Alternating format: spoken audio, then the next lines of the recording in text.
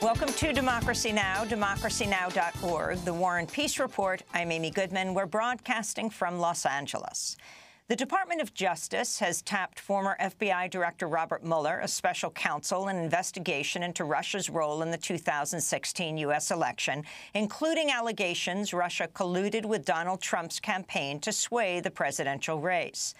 The move by Deputy Attorney General Rod Rosenstein came one day after reports emerged that President Trump had personally asked former FBI Director James Comey to end the agency's investigation into Trump's former national security advisor, Michael Flynn, who was fired for lying both publicly and privately about his contacts with Russian officials.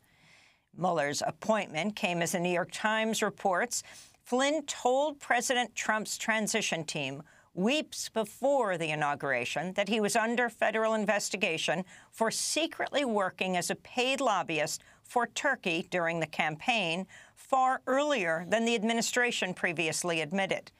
Meanwhile, Reuters is reporting Flynn and other advisors to Trump's campaign were in contact with Russian officials and others with Kremlin ties in at least 18 undisclosed calls and emails during the last 7 months of the 2016 presidential race.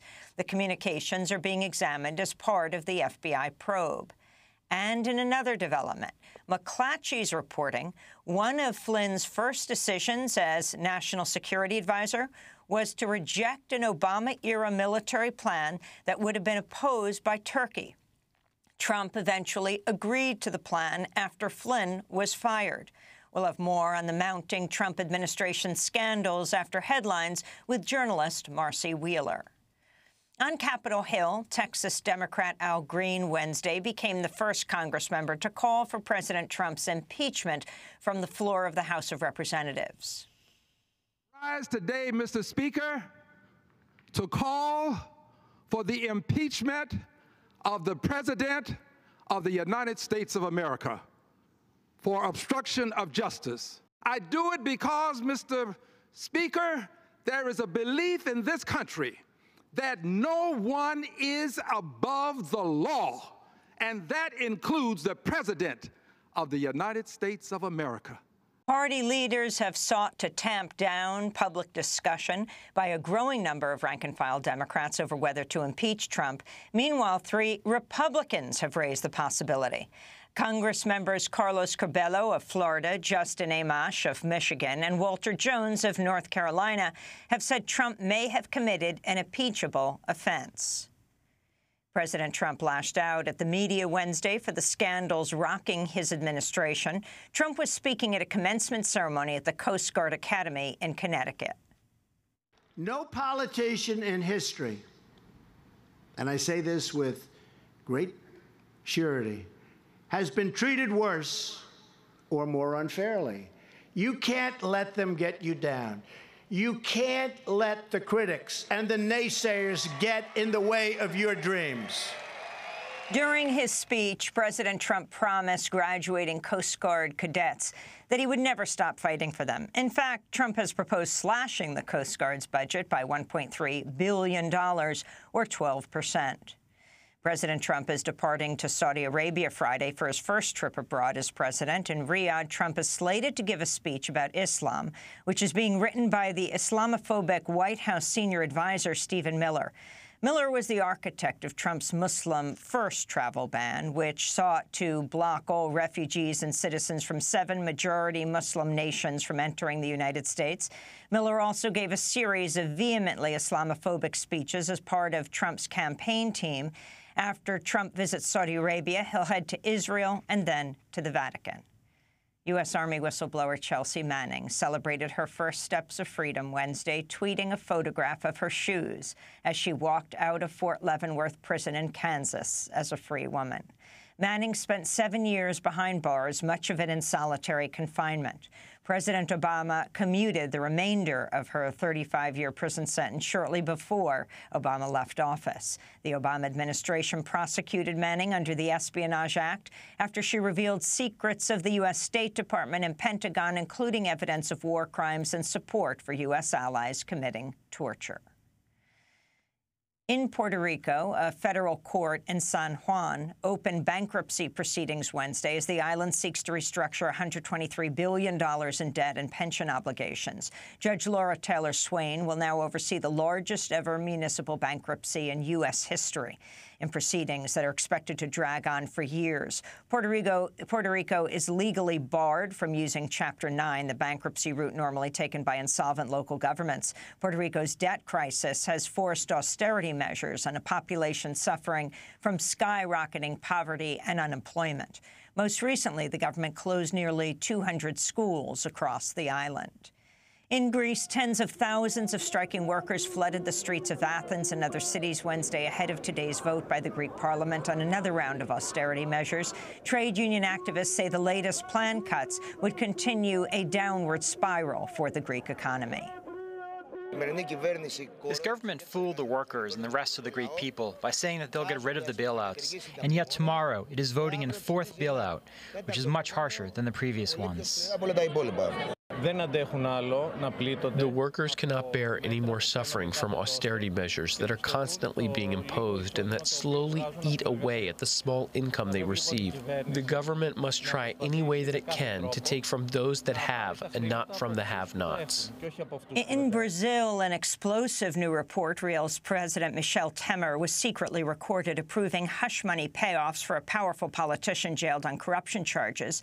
The newspaper O Globo reports in one recording from March, President Temer is told by a wealthy businessman about cash payments to keep former House Speaker Eduardo Cunha from revealing secrets about his former colleagues. The paper reports Temer responded, quote, "You have to keep it going, okay?" unquote. Brazil's already embroiled in a vast corruption scandal involving nearly 100 prominent politicians and a third of Temer's cabinet.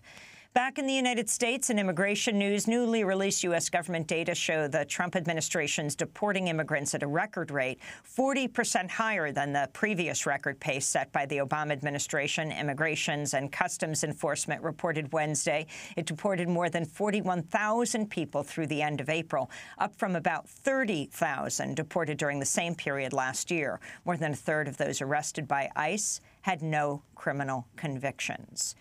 In Wisconsin, Milwaukee County Sheriff David Clark said Wednesday he's accepted an appointment as Assistant Secretary of the Department of Homeland Security.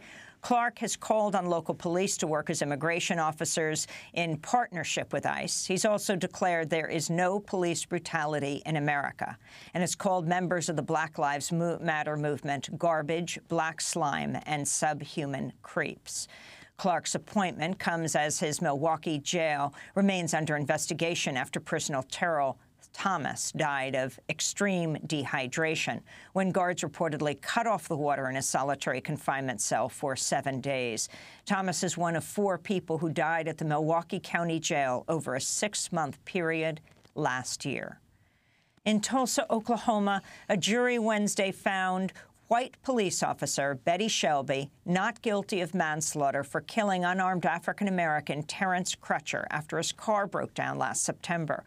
Police video footage shows Crutcher walking slowly away from officers with his hands in the air, then putting his hands on the side of his own car before he's surrounded by officers and fatally wounded by Officer Shelby. This is Terrence Crutcher's twin sister, Tiffany Crutcher, speaking after the not guilty verdict. I'm going to make sure that I don't rest until we get reform for this police department in Tulsa, Oklahoma, and we change the culture of this corrupt police department. Now we got to go home. We have to go home and hug on his 4 kids and love on them and explain to them a system that's perpetuated so much injustice, a justice system that's perpetuated so much injustice. And I promise you, I won't rest until we break that chain. In Texas, a leaked police body cam video from 2016 shows a white police officer in a Dallas suburb using his taser to electrocute a handcuffed black man who was not resisting arrest. In the video, an unidentified sergeant with the Balch Springs Police Department draws his taser and shocks 29-year-old Marco Stevenson, who collapses. The sergeant then jabs his taser into Stevenson's back and repeatedly electrocutes him. Get up on me. Don't pull away. You understand? Don't pull away. The video was mailed to Dallas TV station Fox 4 from an unknown source.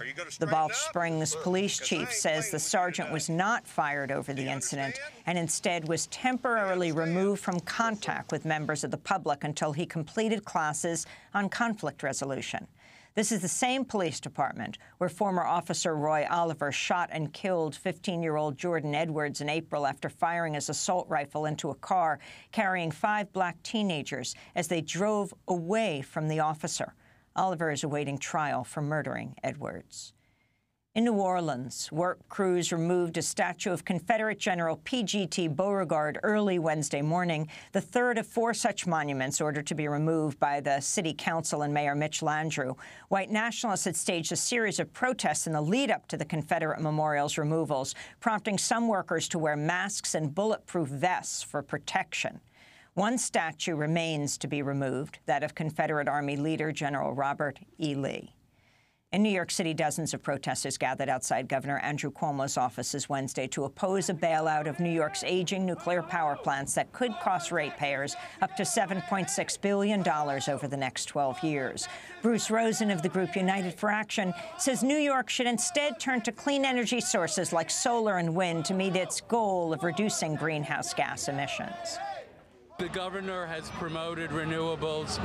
In no way is nuclear power renewable. We don't know how to handle the waste. So these have to go. The state should be going, as everybody's here, 100% as fast as possible to renewable energy. The New York protest came as a draft budget document seen by the website Axios reveals the Trump administration hopes to slash the Energy Department's renewable and energy efficiency program by nearly 70%. And Puerto Rican independence activist Oscar Lopez Rivera has walked free after serving 35 years in prison, much of the time spent in solitary confinement. In 1981, Lopez Rivera was convicted on federal charges, including seditious conspiracy, conspiring to oppose U.S. authority over Puerto Rico. In 1999, President Bill Clinton commuted the sentences of 16 members of the FALN, but Lopez Rivera refused to accept the deal because it didn't include 2 fellow activists who've long since been released. In January, President Obama commuted Oscar Lopez Rivera's sentence. He spoke yesterday after being freed. I want to thank Presidents Jimmy Carter, Bill Clinton, and Barack Obama because they responded to the complaints and demands of our people and commuted the sentences of all our political prisoners. And those are some of the headlines. This is Democracy Now!, democracynow.org, The War and Peace Report. I'm Amy Goodman. We're broadcasting from Los Angeles.